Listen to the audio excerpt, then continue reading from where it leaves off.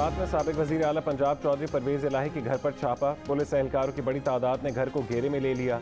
परवेज इलाही के घर की तलाशी के बाद पुलिस वापस चली गई। पुलिस का छापे की तस्दीक या तरदीद से गुरेज। ज़राए का कहना है कि परवेज इलाही गुजरात वाले घर पर मौजूद नहीं थे।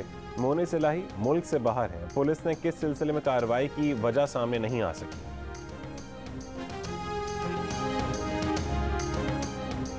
Army chief general Asim Munir की ज़ेर सदारत कोर कमांडर्स कॉन्फ्रेंस का पेशावर पुलिस लाइंस धमाके के जिम्मेदारों को कैफरे किरदार तक पहुँचाने का अज़म। आर्मी चीफ ने कहा है कि दहशतगर्दों की बुज़दिलाना कार्रवाइयाँ कौम का अज़म मुतज़लज़ल नहीं कर सकती। ये कार्रवाइयाँ दहशतगर्दों के खिलाफ ज़ीरो टॉलरेंस को मजबूत करती हैं। ISPR के मुताबिक आर्मी चीफ ने कोर कमांडर्स को दहशतगर्दी के खिलाफ ऑपरेशंस पर फोकस जारी रखने की हिदायत की। इससे पहले कॉन्फ्रेंस के शुरका को मौजूदा और उभरते हुए खतरात और मकबूजा कश्मीर की सूरत हाल पर ब्रीफिंग दी गई। आर्मी चीफ ने कहा है कि दहशतगर्दी के खिलाफ ऑपरेशंस पायदार अमन के हुसूल तक जारी रखे जाएं।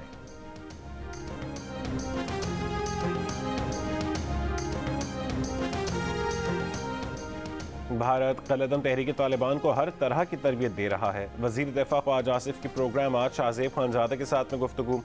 कहा कलअदम तहरीक तालिबान पाकिस्तान के हमले पाकिस्तान से ऑपरेट नहीं हो रहे। इनकी लीडरशिप अफगानिस्तान में पाकिस्तान की सरहद के करीब बैठी हुई है। हमें उनके ठिकानों का पता है, काबुल के साथ राबते में है और उनका रद्द-ए-अमल हौसला अफजा है। पेशावर हमले के बाद तमाम स्टेक होल्डर्स एक सफ़े पर हैं। आने वाले दिनों में कौमी सलामती कमेटी का इजलास भी होगा और मुश्तरका पॉलिसी सामने आएगी।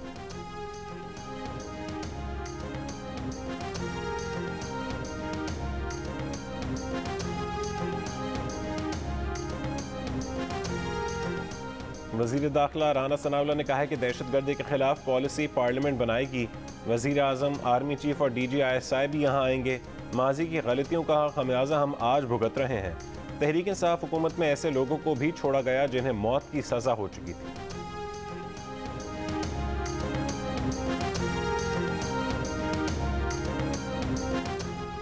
दहशतगर्दी का निशाना बनने वाले शहर पेशावर में न सेफ सिटी कैमरे, न forensic lab.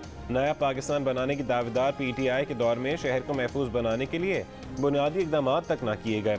IG Khyber Pakhtunkhwa Muazzam Ansari ने पेशावर धमाके में सिक्योरिटी लैब्स का एतराफ़ करते हुए कहा कि बदकिस्मती से पेशावर में सेफ सिटी प्रोजेक्ट नहीं है, इसलिए आस पास के कैमरों से मदद ली जा रही है। प्रोग्राम आज शाहज़ेब खानज़ादा के साथ में गुफ्तगू करते हुए कहा कि खुदकुश हमलावर के जिस्मानी अज़ा के samples Punjab forensic science agency को भिजवाए गए हैं, क्योंकि खैबर पख्तूनख्वा में इसकी सहूलत मौजूद नहीं। हमलावर कब पुलिस लाइन में दाखिल हुआ और धमाका खेज मवाद कैसे अंदर पहुंचा, इसकी तहकीकात कर रहे हैं। पेशावर मस्जिद धमाके में 100 अफराद शहीद हुए।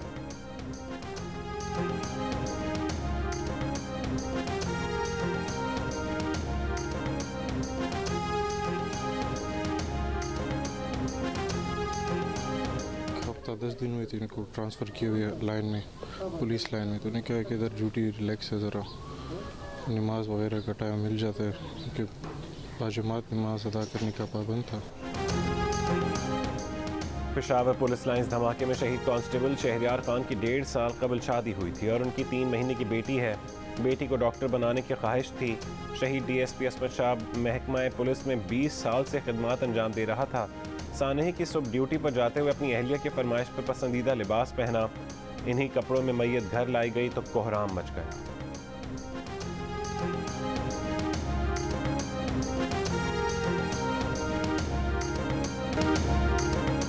पेशावर पुलिस लाइन में मस्जिद में शहीद 2 एहलकार ऐसे भी थे जिन्होंने स्कूल की दोस्ती से लेकर शहादत तक एक दूसरे का साथ नहीं छोड़ा। इफ्तिखार और इब्ने अमीन जमात अव्वल से दोस्त बने। तालीम मुकम्मल करके इब्ने अमीन पुलिस और इफ्तिखार महकमा वापडा में भर्ती हुआ, लेकिन दोस्त की जुदाई बर्दाश्त न हुई और इफ्तिखार महकमा पुलिस में आ गया। दोनों की मुश्तरका नमाज़ जनाजा 4 सद्दा में अदा की गई। अहल खाना और दोस्त अहबाब गमज़दा।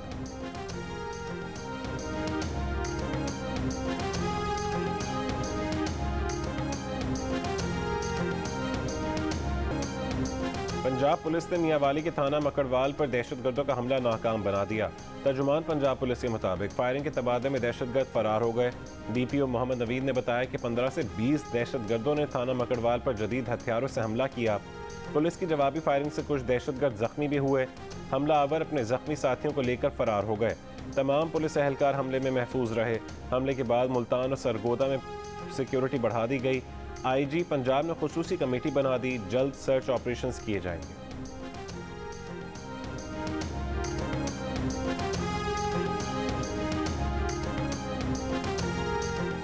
व्हाइट हाउस की पेशावर में मस्जिद पर हमले की शदीद मजम्मत। अमरीकी नेशनल सिक्योरिटी काउंसिल तर्जुमान एड्रीन वाटसन ने कहा है कि नमाजियों को निशाना बनाने का कोई जवाब पेश नहीं किया जा सकता।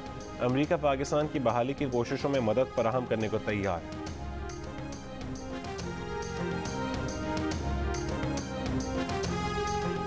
LPG की कीमत में 59.60 फ़ी किलो का इजाफा कर दिया गया। आज से LPG का 11.8 किलोग्राम का घरेलू सिलेंडर 703 रुपये महंगा होकर 3,115 रुपये का हो गया।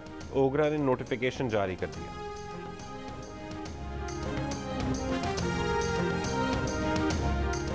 सुई नॉर्दर्न का आज से CNG पंप्स दोबारा खोलने का फैसला। सुबह 9 बजे से CNG पंप खुल जाएंगे।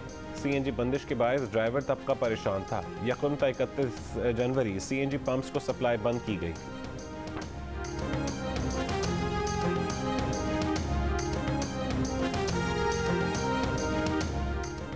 बालाई इलाकों में बर्फबारी थमने के बाद शदीद सर्दी। गिलगित बल्तिस्तान, कश्मीर, खैबर पख्तूनख्वा और बलूचिस्तान के बालाई इलाकों में अब भी कई मकामात पर राबता सड़कें बंद।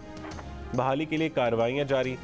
किला अब्दुल्ला, पिशीन और चमन के ज़मीनी राबते बहाल। कराची में सर्दी की शिद्दत में कुछ कमी आ गई।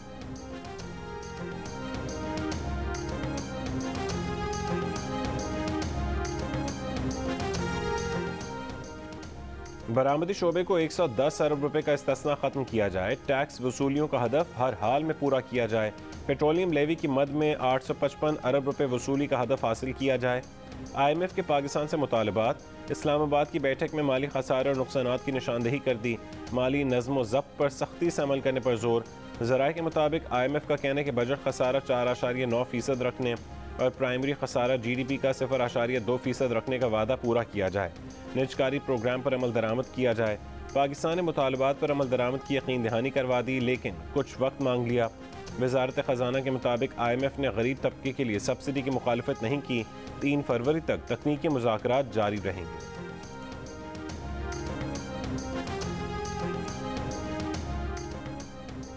इंटरबैंक में डॉलर 3 रुपये 63 पैसे सस्ता होकर फिर महंगा हो गया। इंटरबैंक में $1 की कीमत 267 रुपये 88 पैसे हो गई। ओपन मार्केट में डॉलर का भाव 1 रुपये 50 पैसे इजाफे से 276 रुपये 50 पैसे हो गया। आलमी रेटिंग एजेंसी फिच के मुताबिक पाकिस्तानी रुपये की कदर में मुसलसल कमी के वसी मुआशी असरात होंगे। दरामदी महंगाई बढ़ेगी। महंगाई रोकने के लिए स्टेट बैंक शरह सूद में इजाफा करेगा। रुपये की बेकदरी पाकिस्तान को IMF से इजाफी रकूम के हुसूल में मददगार होगी। ये कर्जे पाकिस्तान को अदायगियों के तवाज़ुन का बोझ उठाने में मदद देंगे।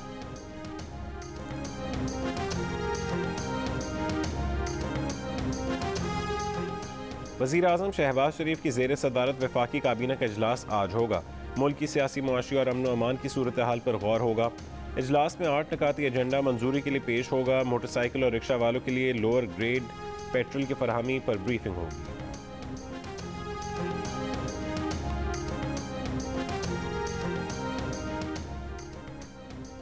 FBR रवा माली साल के पहले 7 महीने में टैक्स वसूलियों का हदफ हासिल करने में नाकाम। रवा माली साल के पहले 7 महीने में हदफ से 214 अरब रुपए कम टैक्स इकट्ठा किया गया। पहले 7 महीने में टैक्स वसूलियों का हदफ 4,179 अरब रुपए था। FBR के मुताबिक रवा माली साल के आखिर तक 7,470 अरब रुपए टैक्स वसूलियों का हदफ पूरा किया जाएगा। इक़्तिदार में आने से पहले इमरान खान ने करप्शन के खिलाफ वाज़ेह मौक़िफ़ अपनाया, लेकिन हुकूमत में रहकर बदउनवानी के खिलाफ कोई काबिल ज़िक्र काम ना कर सके। ट्रांसपेरेंसी इंटरनेशनल ने करप्शन परसेप्शन इंडेक्स 2022 की सालाना रिपोर्ट जारी कर दी। रिपोर्ट के मुताबिक इमरान खान की हुकूमत के दौरान पाकिस्तान में करप्शन बढ़ने के तासुर में मज़ीद इजाफा हुआ। तर्जुमान ट्रांसपेरेंसी इंटरनेशनल जस्टिस रिटायर्ड शायक उस्मानी का कहना है कि छोटे लेवल पर करप्शन ख़त्म करने के लिए पिछली और मौजूदा हुकूमत ने काम नहीं किया। करप्शन का ताल्लुक गवर्नेंस से है। करप्शन लोगों को जेल में डालने से कम नहीं होती, प्रोसीजर बनाने से होती है। बड़े लेवल पर करप्शन सारी दुनिया में होती है।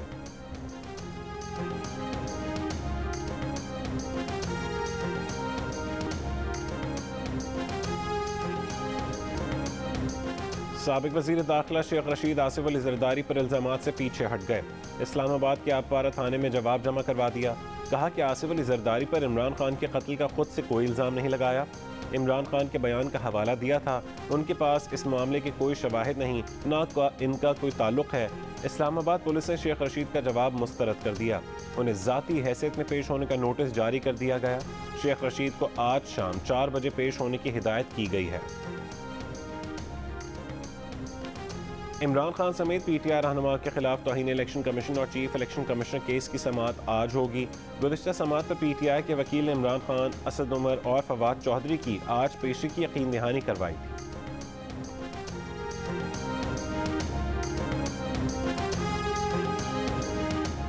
मुस्लिम लीग नून की chief organiser Maryam Nawaz party की तंजीम 9 के लिए आज से मुख्तलिफ इलाकों का दौरा करेंगी। आज भावलपुर में वर्कर्स कन्वेंशन से खिताब करेंगी।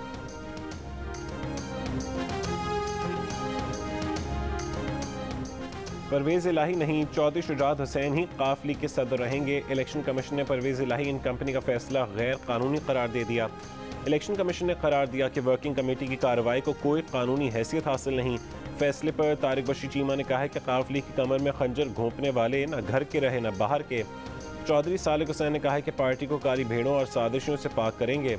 चौधरी शाफी हुसैन का कहना है कि मुस्लिम लीग काफ को आईनी सदर से महरूम करने वालों की साजिश नाकाम हुई। वफाकी वज़ीर मजहबी उमूर मौलाना अब्दुल शकूर के खातून अफसर पर नए इल्ज़ामात। कहा कि खातून अफसर ने DG हज लगने के लिए बहुत सिफारिशें करवाईं।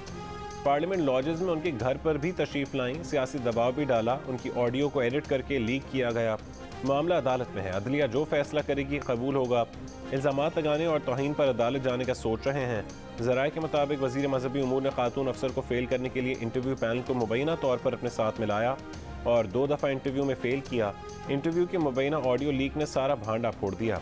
मुबैना सिनफी इम्तियाज़ के खिलाफ दरख्वास्त इस्लामाबाद हाई कोर्ट में ज़ेर समाअत।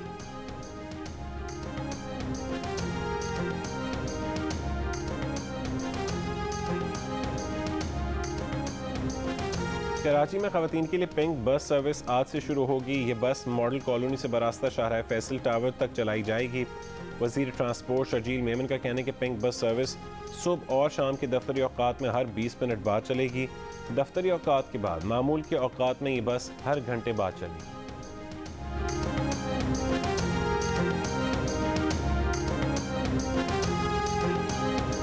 रेलवे ने किराए 8% तक बढ़ाने का इशारा दे दिया। वफाक से 40 अरब रुपए मांग लिए। वफाकी वज़ीर साद रफ़ीक कहते हैं इदारे को पेंशन और तनख्वाहों की अदायगी में रुकावट आ रही है।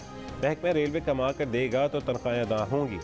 हुकूमत अपनी जेब से तनख्वाहें नहीं देती। ये भी कहा कि रेलवे के किराए पहले ही ज़्यादा हैं, अगर मज़ीद बढ़ाया तो उतना ही किराया बढ़ाएंगे जितना इदारे पर बोझ पड़ेगा।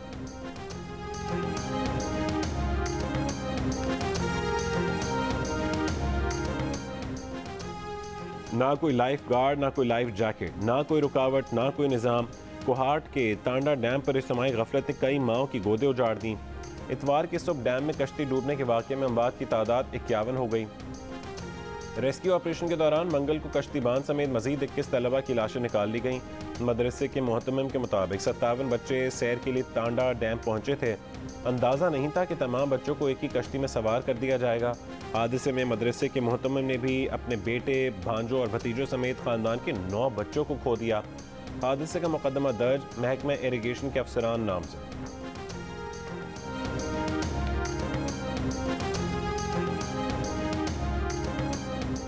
कराची के इलाके औरंगी टाउन कटी पहाड़ी के करीब रेंजर्स और पुलिस की कार्रवाई। 64 मुश्तबा अफराद को हिरासत में लिया गया। तर्जुमान रेंजर्स के मुताबिक मुलजमान से असलहा और मुनशियात बरामद। लाइन्स एरिया से भी 8 मुश्तबा अफराद को हिरासत में लिया गया।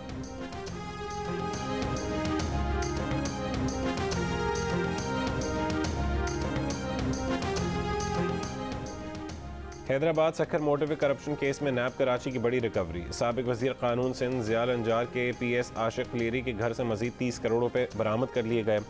नैब की टीम गिरफ्तार मुलजिम आशिक के घर से पहले ही 14 करोड़ रुपए बरामद कर चुकी है। Pakistan women cricket team T20 world cup में शिरकत के लिए दुबई से केप टाउन रवाना हो गई। Pakistan women team T20 world cup में अपना पहला मैच रिवायती हरीफ भारत के खिलाफ 12 फरवरी को केप टाउन में खेलेगी।